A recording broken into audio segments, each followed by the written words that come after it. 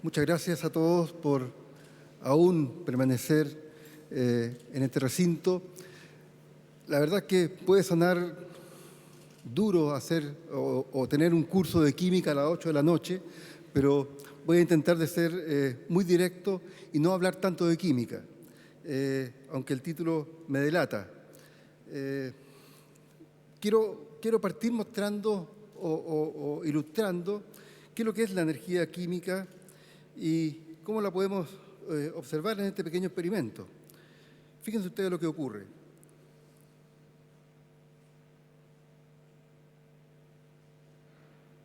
Hay una explosión, se produce una reacción química muy fuerte que libera mucha energía solo con un pequeño toque.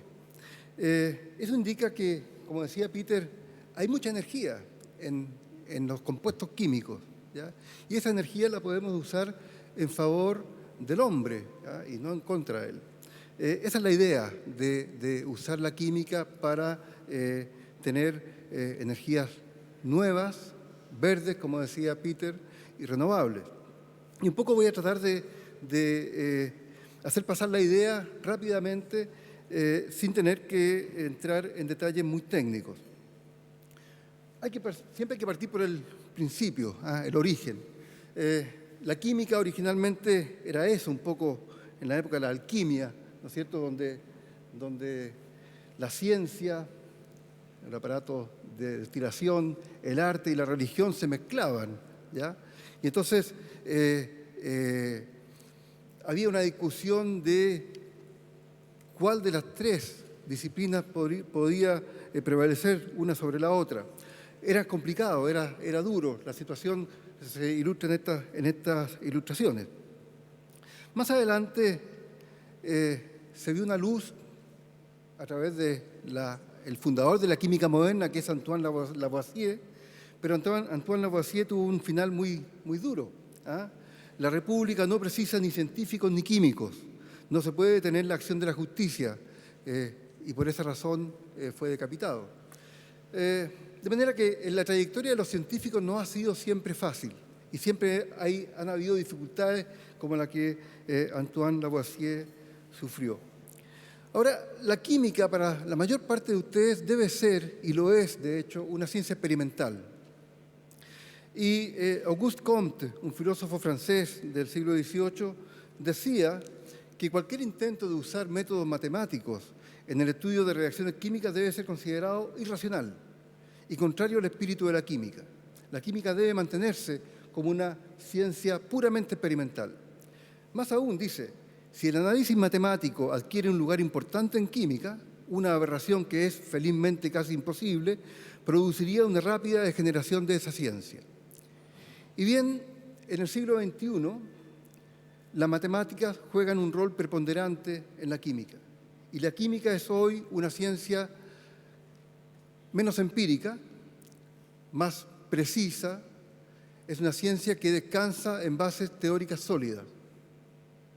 El camino desde Lavoisier hasta nuestros días pasa por esta gran dama, Marie Curie, Premio Nobel de Física y Premio Nobel de Química, y por este señor que es Erwin Schrödinger, el padre de la mecánica cuántica. Y entonces con la mecánica cuántica y con la ecuación de Schrödinger, la química sienta bases sólidas teóricas. Y uno empieza a entender conceptos que hasta antes eran puramente empíricos. ¿Ya? Antes los químicos lo que hacían era prueba y error, ver qué pasa, ver qué da, qué color cambia, cuál es el olor de la sustancia, etc. Con la ecuación de Schrödinger, con el advenimiento de la mecánica cuántica, se genera un amplio horizonte para la química. Ahora podemos entender bien las estructuras moleculares, la energía, cuánto cuesta en energía una reacción química, cuánto se demora en ocurrir esa reacción química, cuáles son las propiedades de la molécula, etc. Entonces se abre todo un mundo. Y ese mundo se nos abre a mediados del siglo XX. Y en los últimos 50 años, el desarrollo de la química teórica, la química computacional, ha sido extraordinario. Quiero mostrar un poco eso. Y entonces el día de hoy, la química es una mezcla de teoría y también obviamente, experimento, pero también computación, cálculos, ¿ya? Y a través de los cálculos podemos entonces simular situaciones que uno puede eventualmente vivir en un laboratorio, ¿ya? Entonces, el concepto de simulación, ¿para qué hacerlo en el laboratorio? Se lo puedo simular en un computador. Ese concepto empieza a tener más influencia en la ciencia del mundo, y eso hace que se produzca un desarrollo extremadamente importante en los últimos años. La química, entonces, y la química teórica y computacional tiene un rol preponderante en bioquímica, en química orgánica, en química del medio ambiente, nanociencia, etc. Entonces, el paso del químico que estaba en su laboratorio, probablemente intoxicándose, y probando y viendo qué había, básicamente, qué había en la naturaleza que lo rodeaba, ¿ya? Con procedimientos de prueba y error, se transforma en un químico del siglo XX donde pueden convivir la química experimental y la química computacional y teórica. Y entonces, las fuentes de energía química son variadas, ¿ya? Uno los tiene aquí ilustrado: nanotecnología, biomasa, ¿cómo se llama? Combustibles fósiles, etc. Entonces, ya no se ve la química ni la ciencia desde la perspectiva del matraz o de la perspectiva del elemento, digamos, puramente experimental, ¿ah? Entonces, hay una unión, si ustedes quieren, entre la química experimental y la química teórica y computacional. Eso es extremadamente importante, porque si uno logra disciplinarse y entender y simular, obviamente los experimentos van a ser, o los resultados que uno genera desde el punto de vista computacional van a ser predictivos y uno puede luego generar los experimentos. Me voy a detener en una situación muy precisa, dado el tiempo que ha pasado. Voy a sencillamente mostrar lo que hemos hecho en un problema de almacenamiento de hidrógeno. El hidrógeno puede ser un combustible del futuro. El problema del hidrógeno es que tenemos que almacenarlo, hay que guardarlo en alguna parte.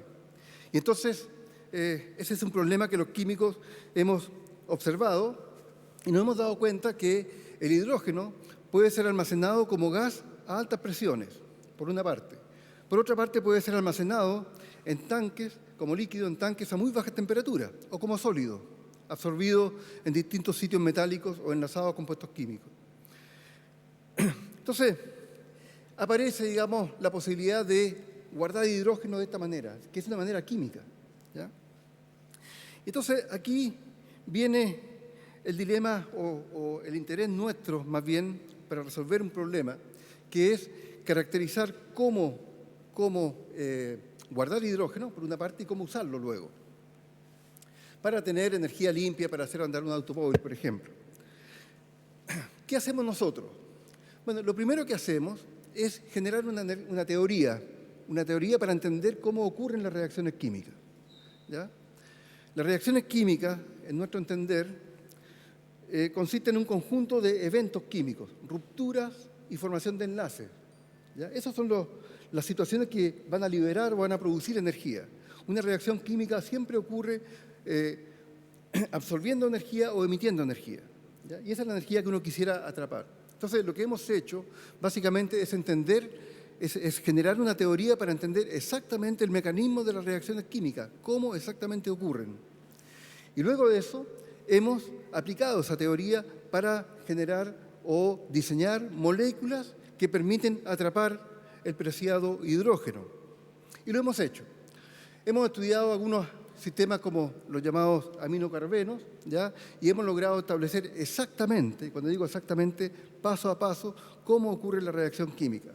Hemos dilucidado en forma muy precisa el mecanismo de la activación de hidrógeno por este tipo de sistemas moleculares. Hemos diseñado moléculas que tienen esta forma.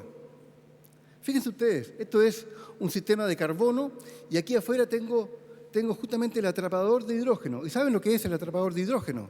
Litio. Y adivinen dónde hay litio. En Chile. Hay mucho litio.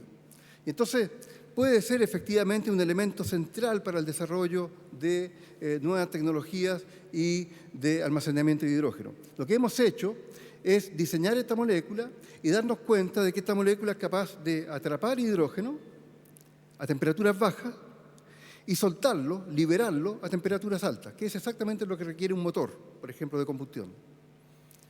Entonces, estamos avanzando en el sentido de generar nuevas tecnologías, por una parte, para entender cómo ocurren las reacciones químicas, nuevas tecnologías computacionales y experimentales también. Estamos avanzando en el sentido de desarrollar nuevos materiales que son capaces de almacenar este hidrógeno. Y el mensaje que quiero dejar al final esa es la tarea de los químicos. La tarea de los químicos no es andar contaminando por la vida. La tarea de los químicos es justamente resolver este tipo de problemas, ¿ya? Proponer elementos o materiales que sean útiles para la sociedad y para el hombre. Y eso es lo que estamos haciendo, eso es lo que estamos intentando, eso es lo que estamos trabajando en nuestro laboratorio con nuestros colegas y estudiantes. Antes de terminar, y para terminar, quiero solamente decir que estamos en esto, estamos en la idea de trabajar en energía renovable. Hay un simposio que estamos organizando en el próximo abril. Están todos ustedes invitados. Obviamente vamos a hablar de diversas cosas como lo hemos hecho aquí. El mensaje que tenemos que dar es: todos juntos podemos efectivamente crear nueva tecnología.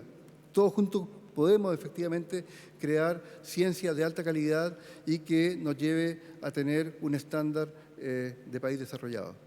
Muchas gracias.